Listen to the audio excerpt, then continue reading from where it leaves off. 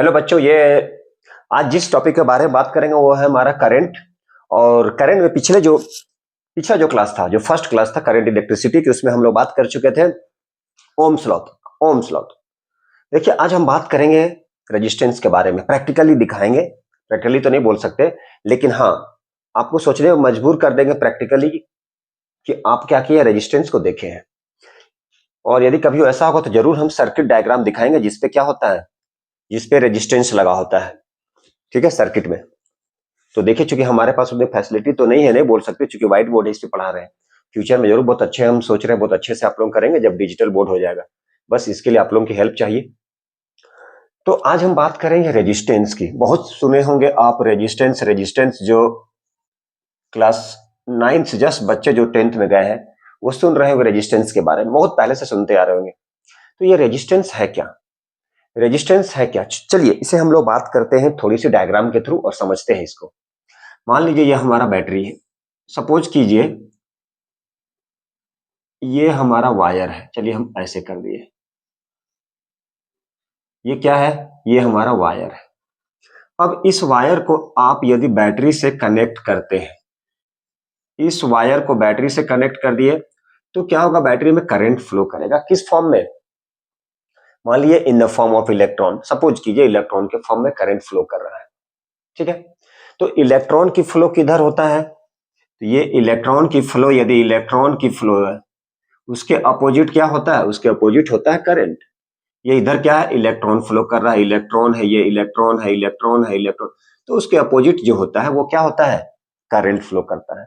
मतलब ये इलेक्ट्रॉन है और ये क्या हो जाएगा इधर, ये हमारा होता है। और ये दोनों के बीच जो होता है, ये तो हमारा पोटेंशियल डिफरेंस है, जिसे पीडी बोलते हैं। ये तो पोटेंशियल डिफरेंस है, इसके बारे में भी बात करेंगे। मान लीजिए यहां से करंट फ्लो कर रहा है 10 एम्पियर की, क्या है, 10 एम्पियर की यदि करंट फ्लो कर रहा है, तो क्या यहां से कितने एम्पियर की करंट निकलेगा पता है? तो आपको यहां से निकलेगा 8 एम्पियर। पूरी की पूरी 10, पूरी की पूरी, सपोज कीजिए 10 इलेक्ट्रॉन यहां से, मान लीजिए ये जो है 10 इलेक्ट्रॉन यहां से पास कर रहा है, तो क्या यहां से 10 इलेक्ट्रॉन आएगा? जी नहीं, यहां से 10 इलेक्ट्रॉन नहीं फ्लो करेगा। कुछ इलेक्ट्रॉन को ये क्या करेगा, एब्जॉर्ब कर लेगा।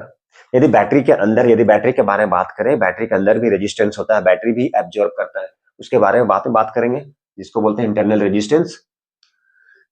मान लीजिए यहां से 10 एम्पियर की, सॉरी 10 इलेक्ट्रॉन जा रहा है यहां से, तो क्या ये 10 इलेक्ट्रॉन फ्लो करेगा? जी नहीं, यहां से कितना इलेक्ट्रॉन फ्लो करेगा? 8 इलेक्ट्रॉन। मतलब कुछ इलेक्ट्रॉन, सपोज कीजिए 8 इलेक्ट्रॉन यहां से क्या बाहर आ रहा है, तो 2 इलेक्ट्रॉन कहां गया? तो यही इलेक्ट्रॉन, जो 2 इलेक्ट्रॉन रुक गया, इसी को बोलते हैं रेजिस्टेंस। किस लिए? क्योंकि वहां पर क्या है, रुकावट आ गया, करंट को फ्लो करने के लिए वो रोक लगा दिया।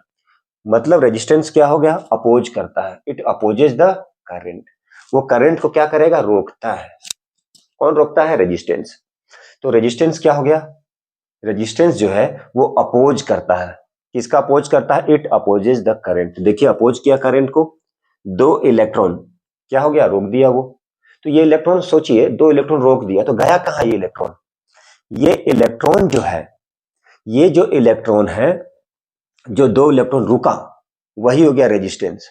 और रेजिस्टेंस के कारण ही ये जो इलेक्ट्रॉन है किस फॉर्म में हो गया, रेजिस्टेंस। और यही रेजिस्टेंस क्या हो गया, रेजिस्टेंस जो है वो देखिएगा, जब बल्ब जलता है तो उस समय हीट प्रोड्यूस्ड होता है, हीटिंग होता है, हीटिंग इफेक्ट आ जाता है, बल्ब क्या होता है, हीट हो जाता है। क्यों? Due to resistance. तो यहां पर जो हीट हो रहा है रेजिस्टेंस के कारण, जो रुकावट हो रहा है, यही रुकावट क्या हो गया, किस फॉर्म में आ गया, हीट के फॉर्म में। क्योंकि करंट को रोक लिया वो, तो रोक लेगा तो क्या हो जाएगा, हीट हो जाएगा। कभी कभी ऐसा होता है कि डिवाइस ज्यादा से ज्यादा हीट हो जाता है, तो उस समय क्या होता है, वो मेल्ट करना स्टार्ट कर देता है। तो कहीं कहीं पर रेजिस्टेंस का फायदा है, कहीं लॉस भी है, प्रॉफिट भी है। अब जैसे वाटर हीटर है, ठीक है, इलेक्ट्रिक आयरन है, टोस्टर है, तो ये सब, इसमें जो रेजिस्टेंस होता है, जिसके कारण जो रुकावट होता है करंट का, जिसके कारण से उसमें हीट प्रोड्यूस्ड होता है। और आगे चल के आप पढ़ेंगे यही heating effect of electric current, आगे चल के मिलेगा ये। कभी कभी देखिएगा वायर जो है आपकी, वो हीट हो जाते हैं। तो उस समय हीट क्यों होता है? उस समय हीट होने के पीछे रीजन है, कंसेप्ट यही है कि जब वो हीट होता है इसका मतलब शॉर्ट सर्किटिंग होता है या ओवरलोडिंग होता है, जिसके कारण से एक्सेसिव करंट फ्लो करता है तो वो हीट कर जाता है। ठीक है, तो इलेक्ट्रिक देखिए जरा, करंट को अपोज किया मतलब कुछ करंट को एब्जॉर्ब कर लिया। सपोज कि ये 10 इलेक्ट्रॉन था, यहां से कितना हो जाएगा, सपोज कि 8 इलेक्ट्रॉन बाहर आ रहा है, 2 इलेक्ट्रॉन कहीं ना कहीं तो है, क्या हो रहा है, रुकावट हो रहा है उसमें, 2 इलेक्ट्रॉन कहीं तो एब्जॉर्ब हो रहा है। किस फॉर्म में हो रहा है, वही रेजिस्टेंस के फॉर्म में होगा, और रेजिस्टेंस के कारण ही बल्ब में हीटिंग इफेक्ट आता है, बल्ब हीट कर जाता है। तो रेजिस्टेंस क्या हुआ, तो रेजिस्टेंस क्या करता है, रुकावट, इट अपोज करता है, किसका, इट अपोजेज द, किसका अपोज करता है, करंट का। It opposes the current to flow in the circuit, मतलब वो करंट को अपोज करता है कि भैया रुक जाइए। जैसे सपोज कीजिए, मान लीजिए हम बहुत ज्यादा भीड़ भाड़ वाले जगह पे क्या कर रहे हैं, हम स्कूटी को चला रहे हैं। सब पहले क्या किए हम, सपोज कीजिए जहां पे बहुत क्या था, क्राउड नहीं था, खाली था, वहां पे स्कूटी चला रहे हैं फ्रीली मस्ती में 40 के स्पीड से। अब जैसे क्राउड वाले जगह पे आएंगे तो क्या हो जाएगा, आपकी स्पीड कम हो जाएगी, क्योंकि बहुत ज्यादा क्राउड है वहां पे, बहुत ज्यादा क्राउड है वहां पे। ये होता क्या है, यहाँ पे जो मेटल्स है वो क्या होता है, एटम्स का बना होता है, मॉलिक्यूल्स होता है उसके बीच में, क्या होता है उसमें, एटम्स होता है। यहाँ पे मान लिया आयरन है तो आयरन का मॉलिक्यूल्स होगा। अब यहाँ पे क्या है, पॉजिटिव चार्ज भी है जो फिक्स्ड होता है, वो एटम्स की जो पॉजिटिव चार्ज है वो फिक्स होता है, वो मूव नहीं करता है। लेकिन ये इलेक्ट्रॉन मूव करता है, तो इलेक्ट्रॉन मूव करता है तो क्या होता है वो, अब बैटरी से कंटिन्यूअसली करंट फ्लो कर रहा है, that means in the form of electron, तो वो टकराता है, वहां पे कॉलिजन होता है, वहां पे टकराव होता है। वही टकराव के कारण क्या होता है, उसकी स्पीड कम हो जाता है, स्पीड कम हो गया तो करंट क्या हो जाएगा, करंट धीरे धीरे फ्लो करता है। यही उसकी कंसेप्ट है, यही उसकी कंसेप्ट है। तो करंट को अपोज करे, करंट का अपोजिशन हो, इट अपोजेज द करंट, वो क्या करता है, करंट को अपोज करता है फ्लो करने में, वही कहलाता है रेजिस्टेंस। तो ये था हमारा रेजिस्टेंस, जिसके बारे में हम लोग बात किए कि यही है हमारा रेजिस्टेंस। ठीक है, और जब रेजिस्टेंस क्या होता है, टकराता है, उसमें टकराव होता है, टकराता है वो, उसका जो मॉलिक्यूल्स किस फॉर्म में, मान लीजिए यहां से इलेक्ट्रॉन फ्लो किया, अब ये क्या है, मेटल्स है, तो मेटल्स क्या होता है, किस चीज का बना होता है, उसमें एटम्स होता है। ठीक है, पॉजिटिव होता है, निगेटिव भी होता है। ये जो पॉजिटिव वाला ये फिक्स होता है, ये मूव नहीं करता, बल्कि इलेक्ट्रॉन मूव करता है, ये कंटिन्यूअसली मूव कर रहा है। तो ये क्या करेगा, यहाँ टकराएगा, यहाँ पे कॉलिजन होगा, जब कॉलिजन होगा तो क्या होगा, दोनों की डायरेक्शन अपोज हो जाएगा, अलग अलग हो जाएगा, और उसके कारण से क्या हो जाएगा, करंट का स्पीड धीरे धीरे फ्लो करेगा। ये था हमारा रेजिस्टेंस। अब हम बात करेंगे इसके बारे में, वी आई ग्राफ और आई वी ग्राफ। ठीक है, फिर देखेंगे क्या करेंगे, ओम्स लॉ को वेरीफाई करते हैं। क्या होता है ओम्स लॉ का verification, verification of Ohm's law, या बोल सकते हैं experimental verification of Ohm's law. शायद इसका प्रैक्टिकल स्कूल में कराया जाएगा। ठीक है, तो चलिए हम लोग देखते हैं एक्सपेरिमेंटल वेरिफिकेशन ओम्स लॉ का, और उसके ग्राफ पढ़ते हैं, किसके ग्राफ, आईवी ग्राफ या वी आई ग्राफ। ठीक है, चलिए उसके बाद हम लोग जानेंगे कि जो रेजिस्टेंस होता है वो कौन कौन सा फैक्टर है जिसपे रेजिस्टेंस क्या होता है, अफेक्ट होता है। तो चलिए बने रहिए, हम लोग स्टार्ट करते हैं एक्सपेरिमेंटल वेरिफिकेशन किसकी, ओम्स लॉ की। अब हम लोग स्टार्ट करने वाले हैं आईवी ग्राफ। कौन सी ग्राफ, आईवी, करंट और पोटेंशियल डिफरेंस। कौन सी ग्राफ, आईवी ग्राफ, किसके लिए, for metallic conductor. IV graph for किसके लिए, फॉर मेटेलिक कंडक्टर।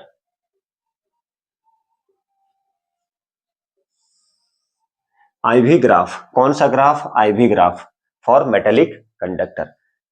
अब हम लोग ग्राफ प्लॉट करेंगे किसके बीच में, आई वर्सेस भी, आई का मतलब करंट और भी का मतलब पोटेंशियल, दोनों के बीच का ग्राफ। और क्या देखेंगे कि भी बाई आई जो है उसका जो रेशियो आएगा वो क्या हो जाएगा, कांस्टेंट हो जाएगा। किसके लिए कांस्टेंट होगा, फॉर ऑल वैल्यूज ऑफ भी एंड आई, हमेशा क्या हो जाएगा, भी बाई आई का ग्राफ कांस्टेंट होगा।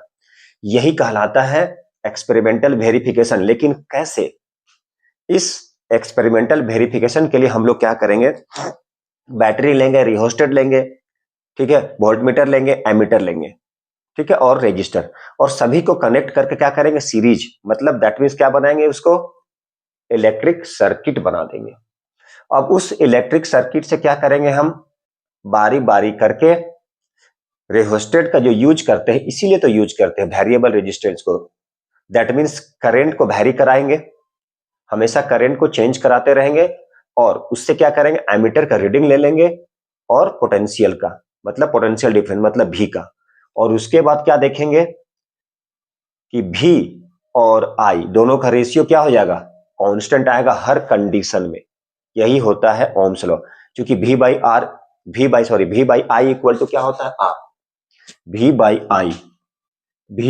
आई इक्वल टू क्या होता है, आर। यही तो, ये कहां से आया, यही तो ओम्स लॉ से आया कि पोटेंशियल डिफरेंस डायरेक्टली प्रोपोर्शनल होता है करंट का, और डायरेक्टली प्रोपोर्शनल को रिमूव करने के लिए क्या करते हैं, कांस्टेंट डालते हैं, वही कांस्टेंट होता है रेजिस्टेंस। तो भी बाई आई क्या हो जाएगा, तो भी by I equal to R. हर कंडीशन में भी बाई जो आई है उसकी वैल्यू क्या आ जाएगा, कांस्टेंट आएगा। यही होता है ओम्स लॉ की एक्सपेरिमेंटल वेरिफिकेशन, जो हम लोग देखेंगे डायग्राम के थ्रू। तो अभी हम लोग क्या करने वाले हैं, करंट और पोटेंशियल डिफरेंस की ग्राफ प्लॉट करेंगे। चलिए, तो करंट को हम लोग क्या रखेंगे, करंट को रखेंगे वाई एक्सिस में, और पोटेंशियल डिफरेंस को, ये जो करंट है, करंट को रखे वाई एक्सिस में, और भी मतलब पोटेंशियल को कहां रखे, ये एक्स एक्सिस, ये कुछ इस तरह से। ये पोटेंशियल डिफरेंस को Y axis, sorry X axis, और आई जो है मतलब करंट, इसे हम लोग रखते हैं वाई एक्सिस पे। और जब इसकी ग्राफ प्लॉट करते हैं तो ये क्या होता है, ये होता है स्ट्रेट लाइन, जो कहां से पास करता है, जो पास करता है ओरिजिन से। कहां से पास करता है, ओरिजिन से पास करता है। यदि हम इसको क्या करें, परपेंडिकुलर ड्रॉ कर दें यहां से, इसे हम यदि परपेंडिकुलर ड्रॉ कर दें, सपोज कीजिए क्या किए, इसे हम परपेंडिकुलर ड्रॉ कर दिए ऐसे, ठीक है। चलिए, अब सपोज कर लीजिए ये y है, ठीक है। सपोज कर लीजिए ये क्या है, मान लीजिए यहां पे i मतलब ये डिफरेंस इसके बीच का, ठीक है, और यहां ओ ए बी, अब इसके बीच का डिफरेंस मतलब क्या आ जाएगा, इसके बीच का डिफरेंस मतलब क्या, यहां से यहां क्या लिए हैं, इसे i, ठीक है, ये क्या लिए हैं i, ठीक है। सपोज कीजिए ये यहाँ पे ओरिजिन है, मान लीजिए यहाँ पे, और यहाँ का डिफरेंस तो कुछ होगा, दैट मीन्स इसे ले लेते हैं ए बी सी, इसे ले लेते हैं डी। देखिए जरा, क्या ले लिए इसे ले लिए डी। तो यहाँ पर हम लोग जो स्लोप फाइंड करते हैं, स्लोप आप पढ़े हुए क्लास 9th में, ग्रेडियंट जिसको बोला जाता है, क्या बोलते हैं, ग्रेडियंट या स्लोप। मतलब क्या हो जाएगा, ये हो जाएगा इक्वल टू ए बी, ये ए बी बाई क्या हो जाएगा, ओ बी। इसे ही हम लोग स्लोप बोलते हैं या ग्रेडियंट बोलते हैं। तो ये क्या हो जाएगा, यहां से यहां तक मतलब इसके डिफरेंस आएगा कुछ, यहाँ पे मान लीजिए I1 है, यहाँ पे O, इसके बीच का कुछ डिफरेंस होगा, जिसे हम लोग बोलते हैं डेल्टा आई। क्या बोल दिए, डेल्टा आई। और यहां से ये तो डिफरेंस होगा, मान लीजिए यहाँ पे 10 है, यहाँ पे क्या है 0, तो 10 माइनस 0 डिफरेंस तो होगा। ये क्या लिए, इसे ले लिए डेल्टा भी। डेल्टा भी और डेल्टा आई का मतलब क्या है, ये दोनों के बीच का डिफरेंस। हम चाहते तो यहाँ पे स्लोप करके और हम निकाल सकते थे, अगले बार में जब हम लोग भी आई ग्राफ करेंगे तो देखेंगे थोड़े दूसरे मेथड से। ए बी का मतलब ये दोनों के बीच का डिफरेंस, ये दोनों के बीच का डिफरेंस मतलब दिस माइनस दिस, इसे डिफरेंस बोले। डेल्टा भी का मतलब यहां से यहां के बीच का डिफरेंस, तो लिख लिए उसे डेल्टा भी। अब क्या हम इसे देखिए तो ऐसे लिख सकते हैं, 1 बाई डेल्टा भी बाई डेल्टा आई। बोलिए यस सर, लिख तो सकते हैं, क्योंकि ये शिफ्ट हो जाएगा तो क्या बन जाएगा, डेल्टा आई। अब भी बाई आई को क्या लिखते हैं, आर। देखिए यहां पे लिख चुके हैं, भी बाई आई को क्या लिखते हैं, आर। तो 1 बाई क्या हो गया, आर। आर का मतलब रेजिस्टेंस, तो लिखते हैं 1 बाई रेजिस्टेंस। ये क्या लिखेंगे, 1 बाई रेजिस्टेंस, किसका रेजिस्टेंस, किसी भी कंडक्टर का। तो 1 बाई रेजिस्टेंस ऑफ कंडक्टर लिख सकते हैं, 1 बाई रेजिस्टेंस ऑफ कंडक्टर। तो इस तरह से हम लोग प्लॉट करते हैं, और बहुत सारे क्वेश्चन आएगा, ठीक है, क्वेश्चन आएगा क्या, अब किस कंडीशन में रेजिस्टेंस ज्यादा होगा, किसका स्लोप ज्यादा है ये देखना है। आगे चल के क्वेश्चन लेंगे हम लोग उससे। यहां पे स्लोप, लेकिन कहां से देखेंगे हम, इसे देखेंगे यहां से, आई यहां से देखेंगे किसकी स्लोप ज्यादा है। तो जिसकी स्लोप ज्यादा है समझिए उसका रेजिस्टेंस क्या होगा, ज्यादा होगा। आगे क्वेश्चन आने वाला है, पूरा कंसेप्ट लेंगे उसका क्वेश्चन करेंगे। तो ये हमारा क्या हो गया, आई बी ग्राफ, यही हो गया आई भी, current potential difference, current VS potential difference. तो क्या देखते हैं हम लोग, आर जो आएगा किसकी वैल्यू आएगा, तो आर इक्वल टू क्या होता है, V by I, R equal to V by I. मतलब यदि हम रेशियो निकालते हैं वी बाई आई की, वो कांस्टेंट होता है all values of V and I के लिए। इसके बाद हम लोग क्या करते हैं, एक्सपेरिमेंटल वेरिफिकेशन करते हैं ओम्स लॉ की, ओम्स लॉ को वेरीफाई करते हैं एक्सपेरिमेंटली, जो कि क्लास में भी कराया जाएगा प्रैक्टिकल में। चलिए देखते हैं हम लोग क्या, एक्सपेरिमेंटल वेरिफिकेशन किसकी, ओम्स लॉ की। एक्सपेरिमेंटल वेरिफिकेशन, एक्सपेरिमेंटल वेरिफिकेशन,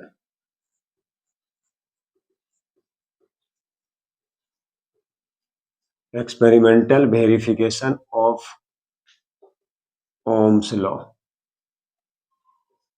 क्या देखेंगे, एक्सपेरिमेंटल वेरिफिकेशन देखेंगे किसकी, ओम्स लॉ की। Experimental verification of Ohm's law, मतलब ओम्स लॉ को हम लोग क्या करेंगे, वेरीफाई करेंगे। क्या करेंगे, ओम्स लॉ को वेरीफाई करते हैं। किसको वेरीफाई करेंगे, तो ओम्स लॉ को वेरीफाई करेंगे। कैसे वेरीफाई करेंगे, तो देखिए सबसे पहले डायग्राम करते हैं। एक चीज याद रख लीजिए, ओम्स लॉ क्या कहता है, पोटेंशियल डिफरेंस जो होता है वो डायरेक्टली प्रोपोर्शनल होता है करंट के। ठीक है, करंट के डायरेक्ट, जितना पोटेंशियल डिफरेंस होगा करंट भी उतना ही ज्यादा होगा। ठीक है, चलिए इसको भी देखेंगे हम लोग। अब उसी को वेरीफाई करना है। तो R इक्वल टू क्या होता है, V बाई आई। मतलब ये जो है R की वैल्यू हमेशा कांस्टेंट आएगा अलग अलग कंडीशन में। मतलब एक बार क्या किए, पहले में करंट को लिए, मतलब रिहोस्टेड जो वेरिएबल रेजिस्टेंस देता है उसी को आगे पीछे करके करंट की अलग अलग वैल्यू फाइंड करते हैं और उसे नोट करते जाते हैं। फिर क्या है, पोटेंशियल डिफरेंस भी नोट किए जो वोल्ट मीटर बताता है, और दोनों को क्या किए, रेशियो निकाल दिए। तो देखेंगे कि हर कंडीशन, हर अलग अलग कंडीशन में अलग अलग वैल्यूज किसका, करंट का और पोटेंशियल डिफरेंस का। हर अलग अलग कंडीशन में दोनों का रेशियो सेम आएगा, मतलब आर की जो वैल्यू आएगा वो सेम आएगा। यही होता है हमारा ओम्स लॉ का वेरिफिकेशन। तो सबसे पहले डायग्राम मान लीजिए, यहाँ पे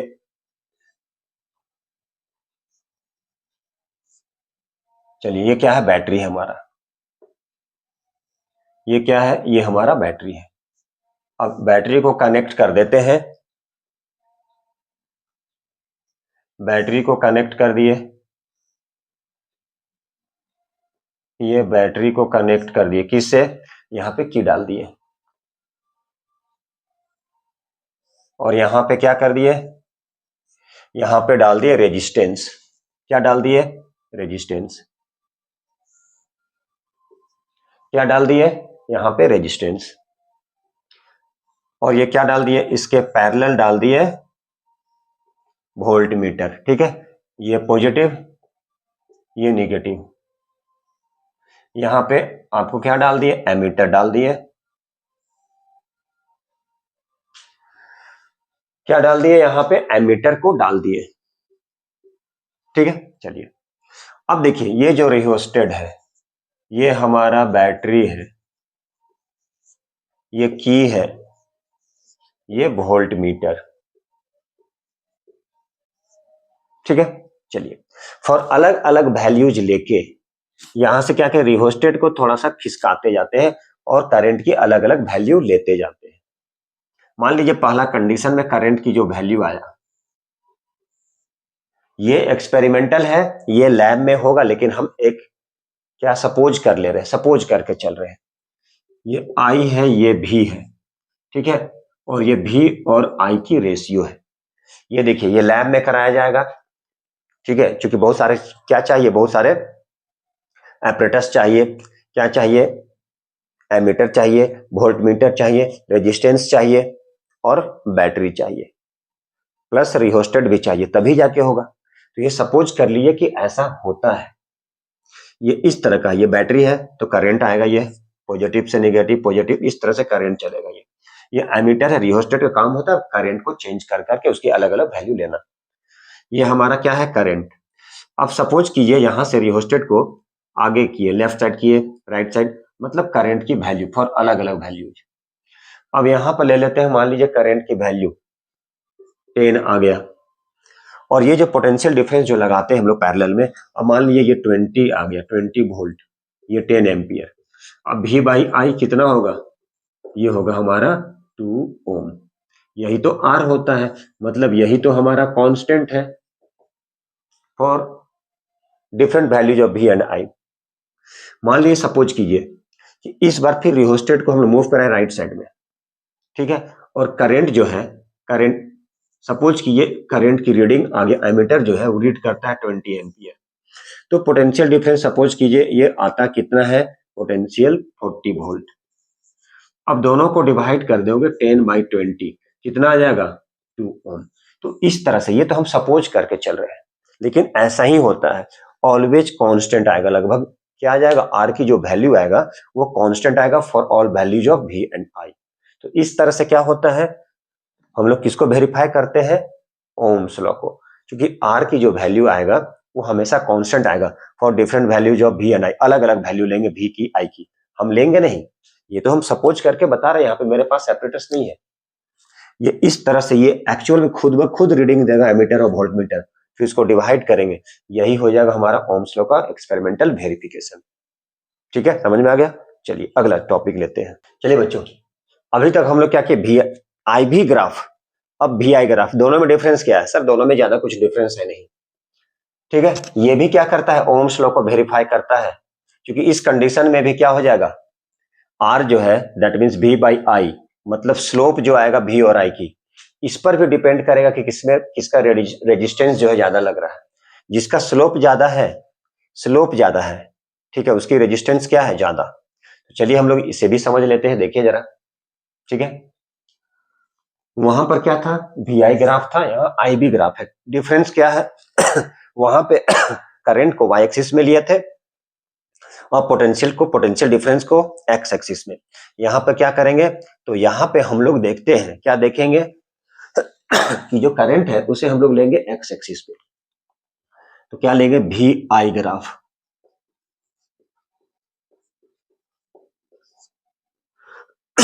सॉरी, क्या है, वी आई ग्राफ, किसके लिए, वेरिफिकेशन ऑफ ओम्स लॉ, जो क्या करता है, ओम्स लॉ को वेरीफाई करता है। किसको वेरीफाई करता है, तो इस तरह भी वेरीफाई कर सकते हैं हम लोग, फॉर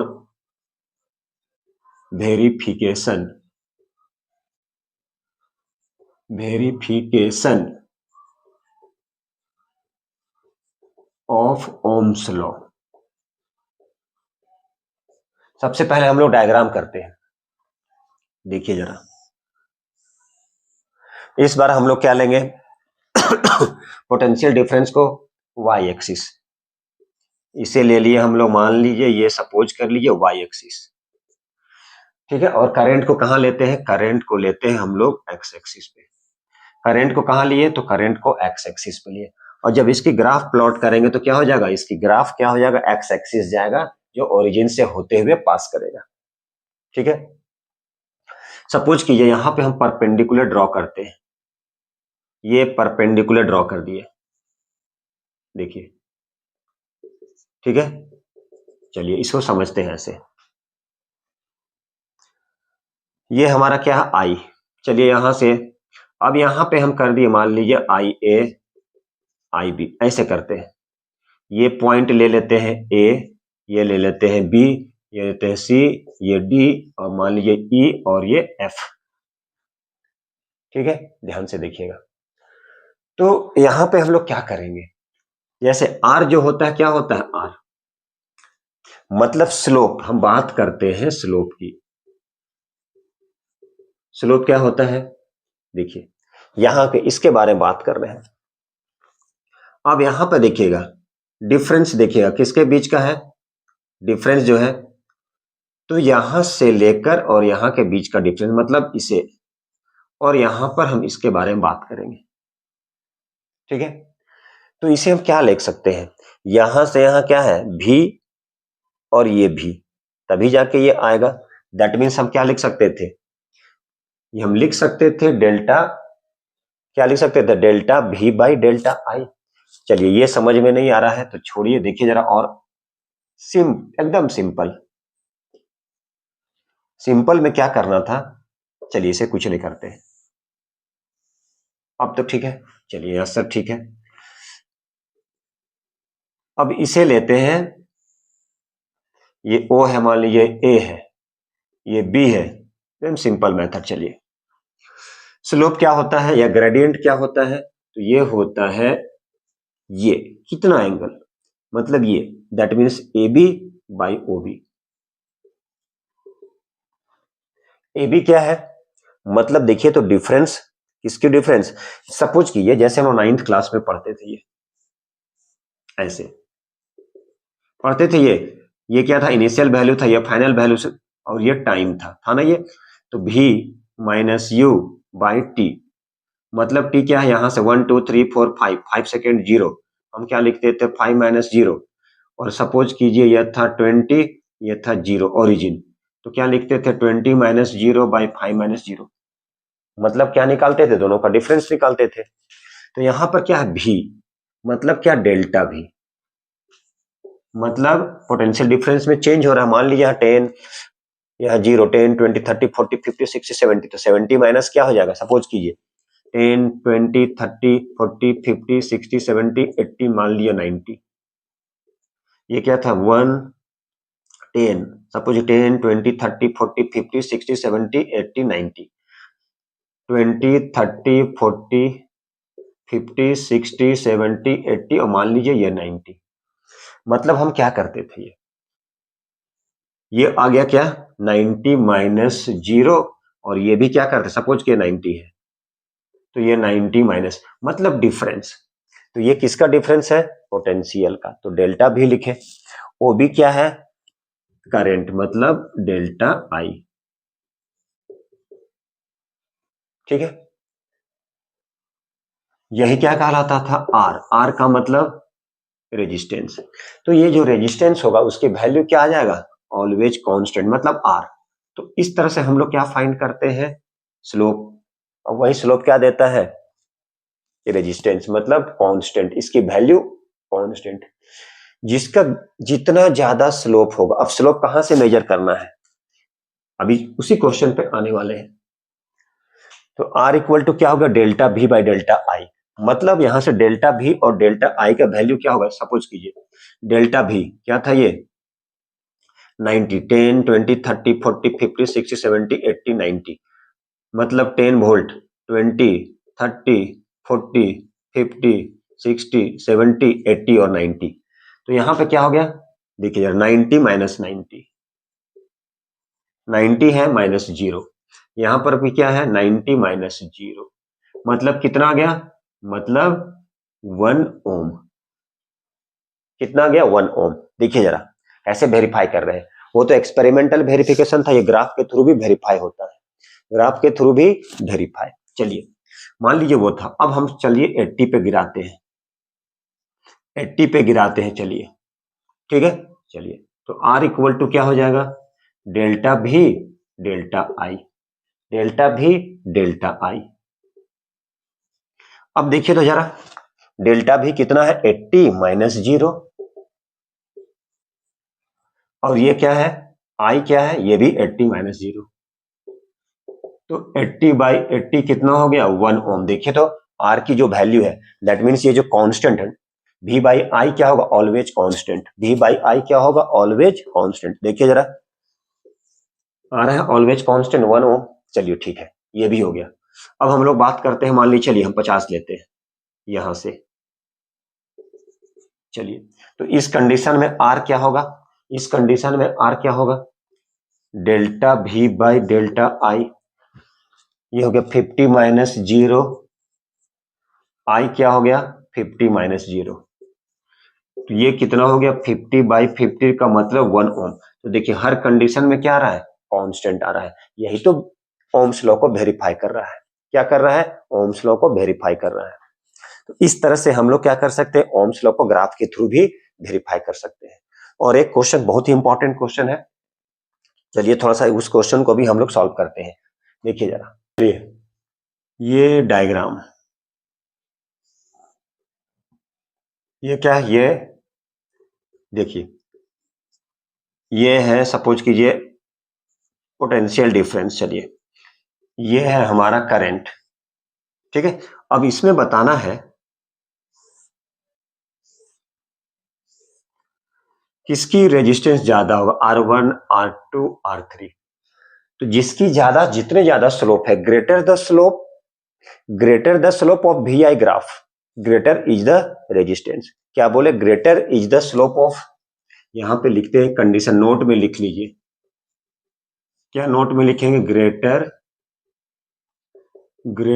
इज द क्या, स्लोप। तो greater is the slope of V I graph,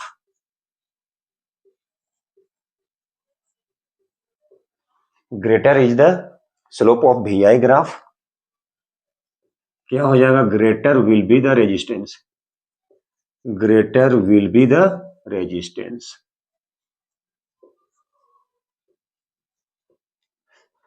मतलब स्लोप क्या है, ज्यादा हो जाएगा तो रेजिस्टेंस ज्यादा हो जाएगा, लेकिन कैसे, कहां से मेजर करेंगे। सभी बच्चे, जनरली जो बच्चे हैं वो गलत करते हैं। कहां से मेजर करना है, यहां से मेजर करना है। ये देखिए, यहां से मेजर किए, एंगल, ये एंगल, ये एंगल, ये एंगल, देखिए जरा, ठीक है। अब ध्यान से देखिएगा तो किसकी रेजिस्टेंस ज्यादा होगा। अब ध्यान से देखना किसका स्लोप ज्यादा, और कहां से मेजर करेंगे, आई से, इस आई मतलब करंट, यहां से मेजर करेंगे। तो देखिए किसका स्लोप ज्यादा हो रहा है, R1 की, इसलिए रेजिस्टेंस किसका ज्यादा होगा, इसकी ज्यादा होगा। मतलब लिखते हैं R1 greater R2 greater R3, तो किसकी रेजिस्टेंस ज्यादा होगा, ये सही होगा, या R1 equal to R2 equal to R3, ये सही होगा, A B C, ठीक है। नंबर थर्ड, अब यहां पे देंगे, क्या देंगे, अब इसकी या इसकी, या बोल सकते हैं ऐसे, R3 ज्यादा होगा, R2 ज्यादा होगा कि R1 ज्यादा होगा, ठीक है, या फिर नन ऑफ दीज। किसकी रेजिस्टेंस ज्यादा होगा, तो आप यहां पे देखेंगे। अब यहां से देखिए, इस आई से, मतलब यहां से आप मेजर करते हैं किसको, एंगल को, स्लोप को। किसका स्लोप ज्यादा है, ए का, मतलब ए का, मतलब किसका रेजिस्टेंस ज्यादा हो गया, ए का, मतलब R1 ग्रेटर हो गया। कहां से मेजर किए, कहां से मेजर किए, इस करेंट से, मतलब आई से मेजर करना होता है स्लोप को, एंगल को मेजर करते हैं। तो जिसका ज्यादा एंगल है उसकी रेजिस्टेंस ज्यादा है। चलिए दूसरा क्वेश्चन लेते हैं। सपोज कीजिए ये सपोज कीजिए ये आई है और ये भी है, ठीक है। अब इसमें बताना है आपको किसकी रेजिस्टेंस ज्यादा है, R1 R2 R3। सपोज कीजिए ए है, बी है, सी है। अब किसकी रेजिस्टेंस ज्यादा होगा, तो आप कहां से मेजर करेंगे, स्लोप यहां से मेजर, ये और ये। तो इस कंडीशन में क्या हो जाएगा, R1 greater R2 greater R3। कहां से मेजर करेंगे, आप यहां से मेजर करेंगे, ये करंट आई से यहां से मेजर करते हैं, स्लोप को ऐसे देखते हैं। तो ये इस कंडीशन में क्या है, ये सही होगा। ये दोनों में डिफरेंस है, जिसका जितना ज्यादा स्लोप उसकी रेजिस्टेंस उतना ज्यादा होगा, ठीक है। ये इंपॉर्टेंट था, सबसे इंपॉर्टेंट, ठीक है। चलिए अब अगला क्वेश्चन देखते हैं। ओमिक कंडक्टर क्या होता है, उसके ग्राफ क्या होता है। ओमिक कंडक्टर जनरली होता है जो ओम्स लॉ को ओबे करता है, उसको ओमिक कंडक्टर बोलते हैं। उसका जब ग्राफ प्लॉट करेंगे, V और I का स्ट्रेट लाइन जाएगा। और नॉन ओमिक कंडक्टर जो ओम्स लॉ को ओबे नहीं करता है, उसका ग्राफ प्लॉट करेंगे तो कर्व जाएगा। तो एक ओमिक कंडक्टर हो गया, दूसरा नॉन ओमिक कंडक्टर है। तो जो ओम्स लॉ को ओबे करता है उसको ओमिक कंडक्टर बोलते हैं हम लोग, ठीक है। कॉपर हो गया, आयरन हो गया, ये सब क्या है, ohmic conductor. Non ohmic conductor में क्या होता है, एलईडी होता है, ट्रांजिस्टर होता है, डायोड होता है, ये सब ओम्स लॉ को ओबे नहीं करता है। उसके ग्राफ प्लॉट करेंगे, वी आई का क्या हो जाएगा, वो कर्वीलिनियर कर्व चला जाएगा, वो क्या जाएगा, कर्व चला जाएगा। तो इस तरह से ओमिक कंडक्टर हो गया, non ohmic conductor. Ohmic conductor graph plot करेंगे, क्योंकि ओम्स लॉ को ओबे करता है, इसलिए उसका ग्राफ क्या हो जाएगा, V और I का क्या हो जाएगा, स्ट्रेट लाइन। कहां से पास करेगा, ओरिजिन से पास करेगा, इस टाइप का। कभी कभी पूछ दिया जाता है, ये V और I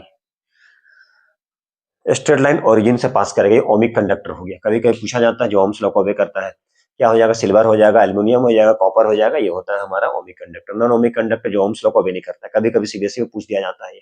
एलईडी हो गया, बल्ब हो गया, डायोड हो गया, ट्रांजिस्टर हो गया, ये क्या होता है, ये होता है हमारा नॉन ओमिक कंडक्टर।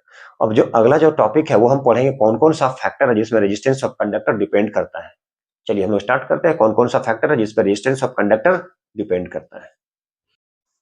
चलिए बच्चों, अगला जो टॉपिक है वो हमारा कौन कौन सा फैक्टर है, factors affecting the resistance of conductor. चलिए, फैक्टर्स फैक्टर्स फैक्टर्स अफेक्टिंग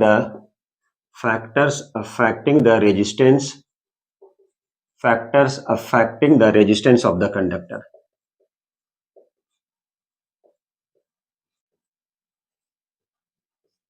तो कौन कौन सा फैक्टर है, फैक्टर्स जो अफेक्ट करता है, किसको अफेक्ट करता है, resistance of conductor. Factors affecting the resistance of conductor, कौन कौन सा फैक्टर है। पहला मटेरियल, पहला क्या है, मटेरियल। किसका मटेरियल, कंडक्टर का। किसका मटेरियल, कंडक्टर का। पहला क्या, मटेरियल ऑफ द कंडक्टर। दूसरा लेंथ, किसका लेंथ, कंडक्टर का, वायर का। Length of conductor, length of conductor. तीसरा area of cross section, area of cross section of the wire, area of cross section of the wire. Number 4 temperature, number 4 में क्या है, temperature. तो देखिए, ये जो रेजिस्टेंस है, कौन कौन सा फैक्टर है जो किसको अफेक्ट करता है, रेजिस्टेंस को। कौन कौन सा फैक्टर है जो रेजिस्टेंस को अफेक्ट करता है। तो पहला में मटेरियल हुआ। चलिए इसे हम लोग एक्सप्लेन करते हैं।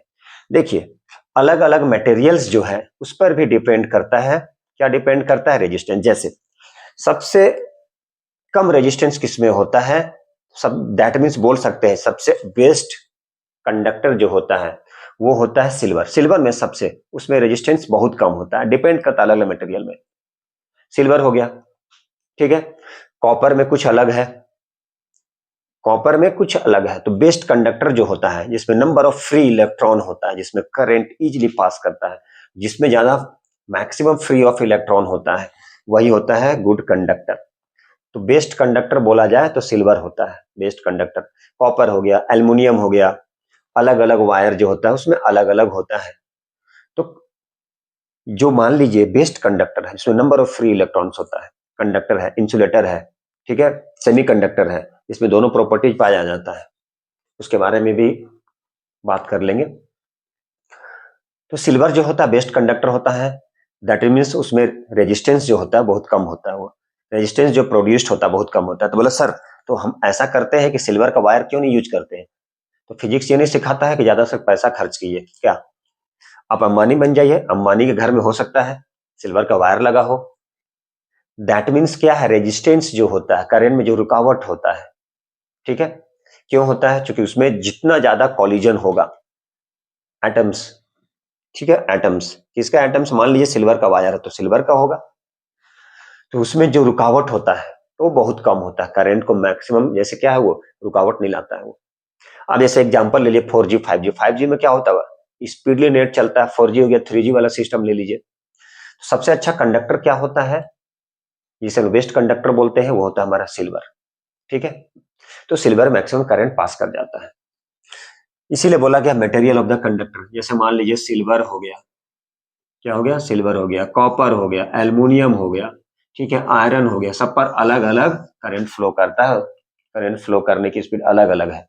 तो बेस्ट कंडक्टर जो होता है, मैक्सिमम करंट जो फ्लो करता है, वो सिल्वर होता है, इसीलिए बोला गया मटेरियल ऑफ द कंडक्टर। दूसरा length, length of the conductor. जैसे लेंथ जो है वो डायरेक्टली रेजिस्टेंस जो है, ये जो रेजिस्टेंस होता है वो डायरेक्टली होता है लेंथ के। कहने के मतलब क्या, सपोज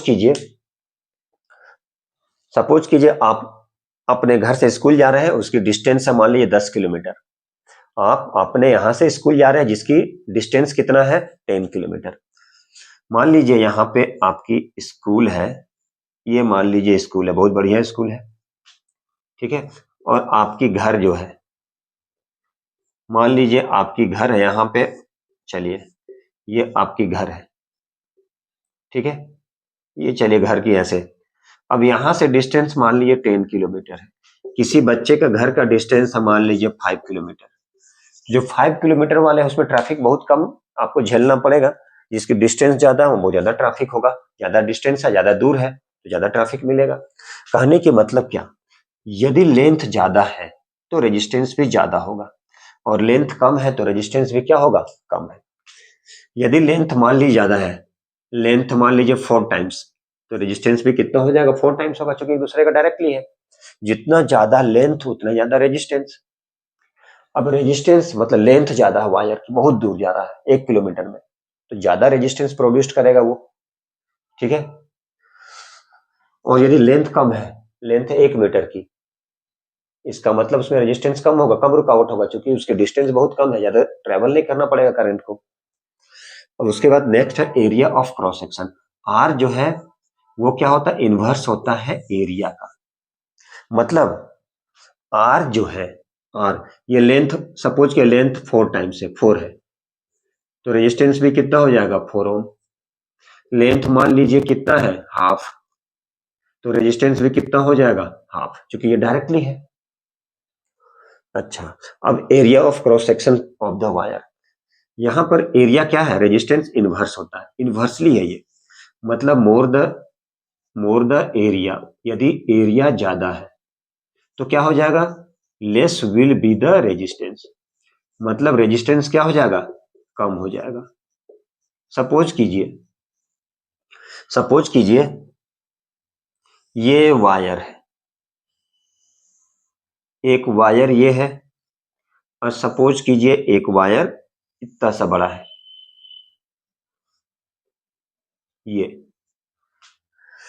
ये भी वायर है और ये भी वायर है। सपोज कि ये थिन वायर है और यहाँ पे थिक वायर है, क्या है, थिक वायर। अब किसमें रेजिस्टेंस ज्यादा लगेगा, क्योंकि देखिए, क्योंकि यहाँ पर क्या area of cross section, area ज्यादा है, तो नंबर बहुत ज्यादा करंट फ्लो करेगा, इससे बहुत ज्यादा करंट फ्लो करेगा, रुकावट बहुत कम है, मतलब रेजिस्टेंस क्या होगा, कम प्रोड्यूस करेगा। अब इसमें देखिए इसकी एरिया ऑफ क्रॉस सेक्शन बहुत कम है, एरिया ऑफ क्रॉस सेक्शन बहुत कम है, इसका मतलब क्या हो जाएगा, मैक्सिमम रुकावट होगा, मतलब मैक्सिमम रेजिस्टेंस। जितना ज्यादा वायर, जितना थिक वायर, जितना एरिया ज्यादा, एरिया ज्यादा, ये ज्यादा, एरिया जो है ये ज्यादा हो जाएगा, तो रेजिस्टेंस क्या हो जाएगा, कम हो जाएगा, क्योंकि इनवर्स है, ठीक है। मोटे वायर में क्या हो जाएगा, रेजिस्टेंस कम प्रोड्यूस होता है, पतले वायर में रेजिस्टेंस ज्यादा प्रोड्यूस होता है, क्योंकि एरिया ऑफ क्रॉस सेक्शन बहुत कम है, बहुत कम करंट उससे पास करेगा। जब बहुत कम करंट पास करेगा तो धीरे धीरे पास करेगा, करंट को फ्लो होने में प्रॉब्लम आएगा, वही तो होता है रेजिस्टेंस। इसका मतलब यह है कि थिक वायर में क्या होता है, थिक वायर जो है उसमें रेजिस्टेंस क्या होता है, कम होता है, थिन वायर में रेजिस्टेंस ज्यादा। थिक वायर जो है, थिक वायर, इसमें रेजिस्टेंस क्या हो जाएगा, कम हो जाएगा, मतलब मिनिमम रेजिस्टेंस।